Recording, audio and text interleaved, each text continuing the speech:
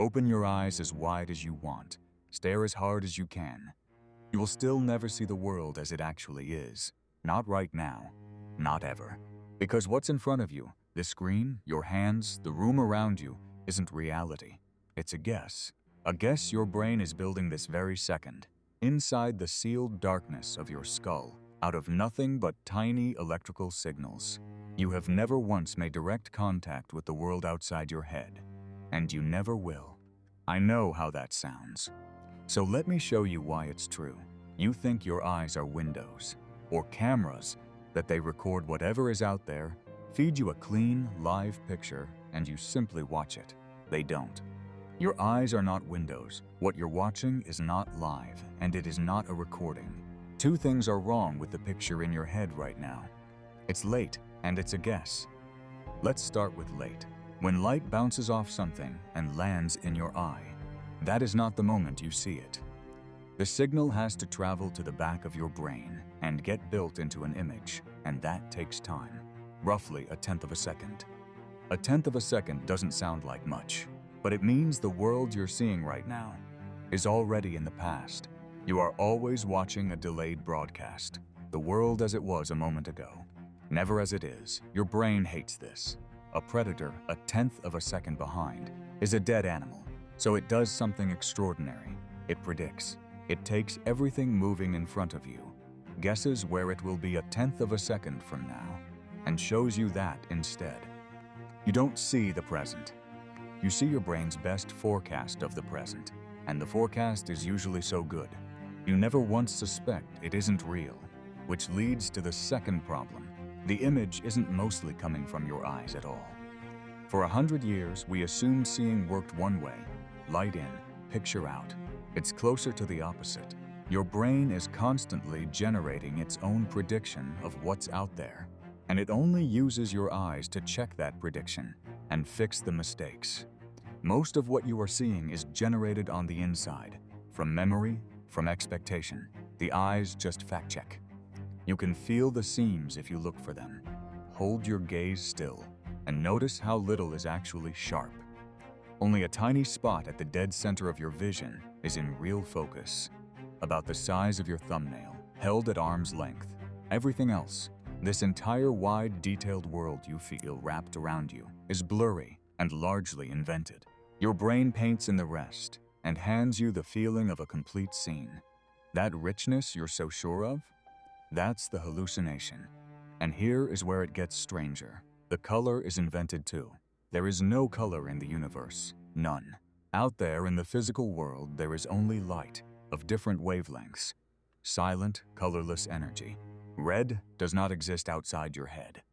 Your brain takes a wavelength and paints the experience of red onto it for you, on the inside. Color is something your brain does. It is not something the world has, and you don't have to take my word for it. Back in 2015, the entire internet tore itself apart over a single photo of a dress. Half the world saw it as blue and black. The other half saw white and gold. Same photo, same pixels. The only difference was that each brain made a different guess about the lighting in the room, and then confidently showed its owner an entirely different color. That wasn't your eyes being tricked. That was your brain, showing you its guess and being absolutely certain it was reality. But the strangest part is what your brain hides from you. Because you are blind far more than you think, and you have never once caught it. Your eyes don't glide smoothly across a scene. They jump in tiny darting flicks, 3 to 4 times every second. And during each jump, the picture would be a useless smear. So your brain just switches your vision off. You go briefly, completely blind, several times a second. Every second you are awake. Then it deletes those blackouts and stitches the clear pieces together into one seamless movie. Like a film editor, cutting out every ruined frame before you ever see it. You can actually catch it covering its tracks. Glance quickly at a ticking clock. That first second often seems to last too long, stretched, frozen in place. That's not the clock.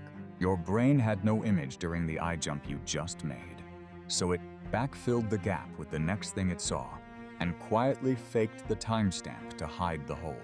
Add up all those jumps, plus every blink, and you spend well over an hour of every single day, completely blind, and you have never once noticed the lights going out.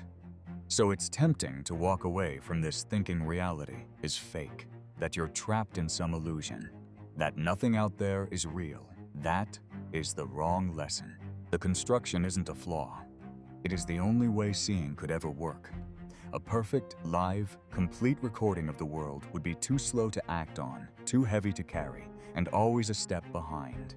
The guessing is what makes you fast enough to catch a falling glass or cross a road. Your brain isn't faking reality. It's running a live simulation of it. And the reason the simulation is usually right is that reality is correcting it constantly. Billions of tiny adjustments every second. The neuroscientist Anil Seth put it perfectly. Perception, he said, is a controlled hallucination, and it is controlled by the world. And when we all happen to agree on the same hallucination, we just call that reality. So, look around you right now. The room feels solid, detailed, present, out there, real. Every part of that feeling was manufactured for you. On the inside, in the dark, the detail, the color, the sense that it's happening now, the sense that it's happening out there at all. You are not looking at the world. You are looking at the most convincing thing your brain has ever built. A guess so good that you have spent your entire life mistaking it for the thing itself. It's the closest you will ever get, and your brain has already moved on to the next one.